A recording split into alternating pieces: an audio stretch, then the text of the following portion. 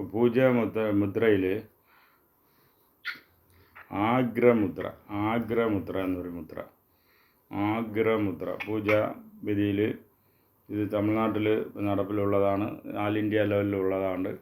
പക്ഷേ കേരളത്തിലുണ്ടോയെന്ന് അറിഞ്ഞുകൂടാ. ഈ മുദ്രയുടെ പേര് ആഗ്രമുദ്ര എന്ന് പേര്. ആഗ്രമുദ്ര എന്ന് വരുമ്പോൾ അത് എങ്ങനെയെന്ന് പറഞ്ഞാൽ, ഇങ്ങനെ കയ്യെ വെച്ചിട്ട് ഇങ്ങനെ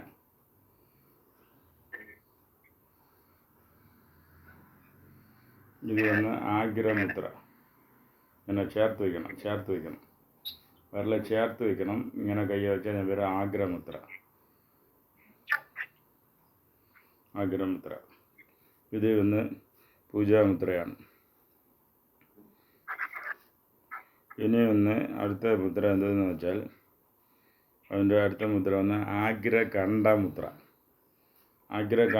എന്ന് വെച്ചാൽ ഇതേ വെച്ചിട്ട് വിരൽ ഇങ്ങനെ പിടിക്കുന്നത് ആഗ്രകണ്ഠമുദ്ര.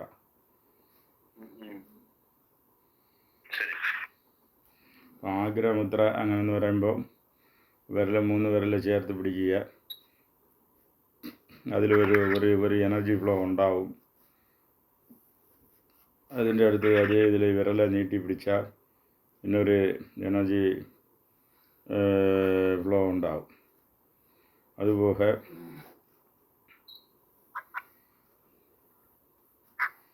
നിങ്ങൾക്ക് ഒന്ന് പൂജാമുദ്രയിൽ ഇന്നൊന്നാണ് പ്രസന്നമുദ്ര വെച്ചാൽ ഇതാ ഇങ്ങനെ കയ്യെ വെച്ചിട്ട് ഇങ്ങനെ വിരലുകളെ ടച്ച് ചെയ്യുന്നത്. ഇങ്ങനെ കയ്യെ വയ്ക്കണം.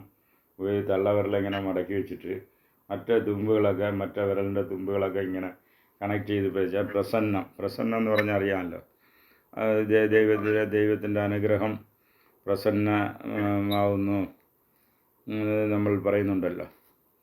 അപ്പോൾ പ്രസന്നമുദ്ര ഇത് ഒന്ന് പൂജാമുദ്രയാണ്.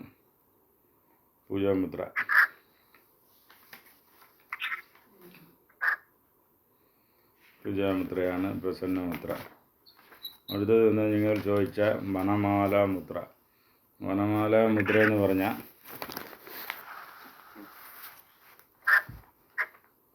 ഇങ്ങനെ ഈ കയ്യെ ഇങ്ങനെ വെച്ചിട്ട് ഇങ്ങനെ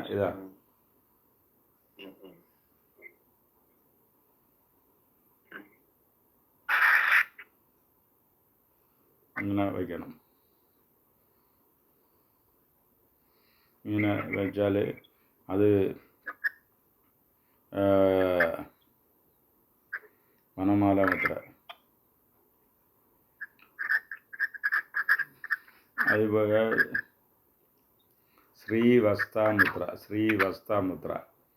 ശ്രീവസ്തമുദ്ര ആദ്യം നേരത്തെ നിങ്ങൾ ചോദിച്ച ലിസ്റ്റിലുള്ളതാണ്. ശ്രീവസ്തമുദ്ര അത് പറഞ്ഞായിരുന്നു ഞാൻ. ഇത് മൃഗമുദ്ര വെച്ചിട്ട് ഇങ്ങനെ കയ്യെ വെച്ചാൽ ശ്രീവസ്തമുദ്ര.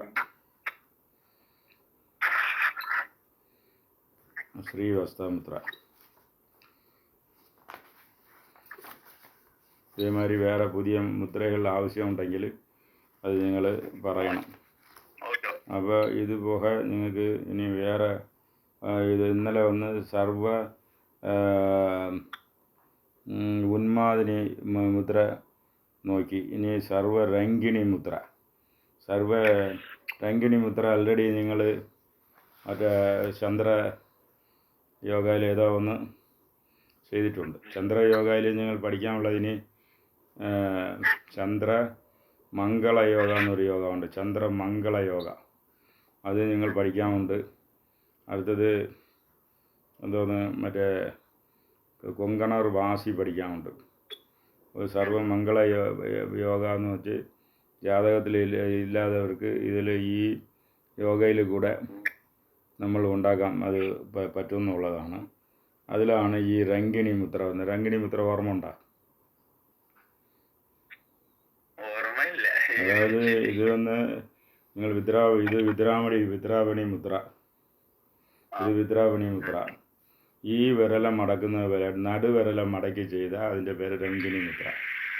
നടുവിരല ഇങ്ങനെ മടക്കിയിട്ട് ഇടത് കയ്യിൽ നടുവിരല ഇങ്ങനെ മടക്കി വെച്ചിട്ട് വലത് കയ്യിലുള്ള ഈ ഇതെ കൊണ്ട് ഇങ്ങനെ അതിൻ്റെ അകത്ത് കയറ്റിയ അതിൻ്റെ പേര് രംഗിണി മുദ്ര.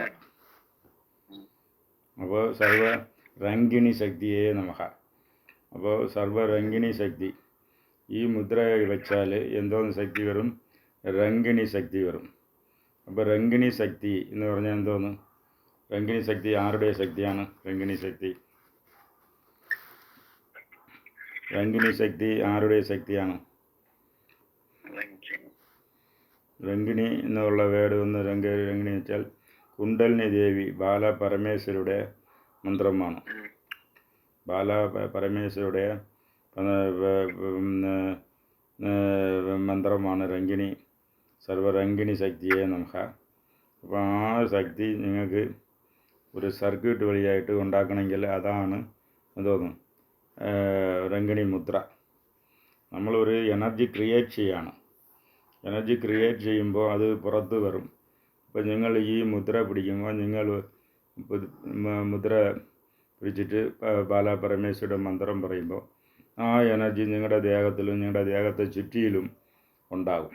ഒരു മാഗ്നറ്റ് ബാർ ചുറ്റി നിങ്ങൾ യൂണിറ്റ് പോൾ മാഗ്നറ്റ് വെച്ച് പടം വരച്ചാൽ ആ മാഗ്നറ്റിൻ്റെ എഫക്റ്റ് എത്രത്തോളം വിരിവടഞ്ഞിട്ടുണ്ടെന്ന് നിങ്ങൾ ഇങ്ങനെ പടം വരച്ച് കണ്ടുപിടിക്കുന്നത് ഫിസിക്സ് ലാബിൽ ചെയ്യും. അതേമാതിരി മനുഷ്യൻ്റെ ദേഹം ഒരു ബാർ മാഗ്നറ്റ് മാതിരി. എന്തോന്ന്? ബാർ മാഗ്നറ്റ് മാതിരി. അപ്പോൾ അത് തല നാർത്തും കാല് സൗത്തും. എന്തോന്ന്? ബാർ മാഗ്നറ്റിൻ്റെ തല നാർത്ത് കാല് സൗത്ത്. അപ്പോൾ ഇതിനെ നിങ്ങൾക്ക് ഈ മുദ്രയും ഈ മന്ത്രങ്ങളും പറയുമ്പോൾ ഈ മാഗ്നറ്റിൽ എങ്ങനെ നിങ്ങൾ പടം വരച്ച് അതിനെ ഒരു ഇത് ചെയ്തോ അതേമാതിരി നിങ്ങളുടെ ദേഹത്തെ ചുറ്റി ഒരു എനർജി ഫീൽഡ് ക്രിയേറ്റ് ആവും.